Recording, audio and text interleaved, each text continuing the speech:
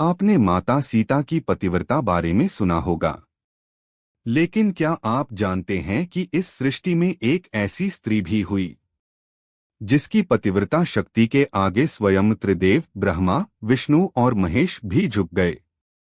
कौन थी वो महान स्त्री जिसकी परीक्षा लेने के लिए त्रिदेव ब्राह्मण वेश में स्वयं उसके द्वार पर पहुंचे, और जिस स्त्री ने अपने सतीत्व और धर्मबल से देवताओं को बालक बना दिया?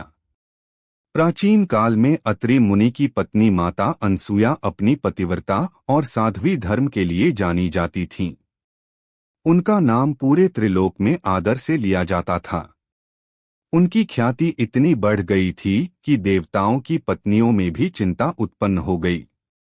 माता लक्ष्मी, माता पार्वती और माता सरस्वती ने एक दिन यह बात अपने अपने पतियों भगवान विष्णु, भगवान शिव और भगवान ब्रह्मा से कही कि माता अनसुया की पवित्रता की परीक्षा ली जानी चाहिए।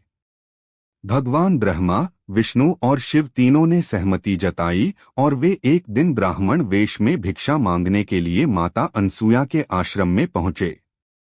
उन्होंने माता अनसुया से कहा, हे साध्वी, हम तीनों ब्राह्मण भूखे हैं, हमें भोजन दीजिए, लेकिन एक शर्त है, आपको हमें निर्वस्त्र होकर भोजन कराना होगा, तभी हम यह भिक्षा स्वीकार करेंगे। यह सुनकर कोई सामान्य स्त्री विचलित हो सकती थी, पर माता अनसुया ने अपने पतिव्रत्य बल और तपस्या से तुरंत उन्हें 3 नवजात शिशुओं में परिवर्तित कर दिया और फिर उन्हें मां के रूप में प्रेम से भोजन कराया।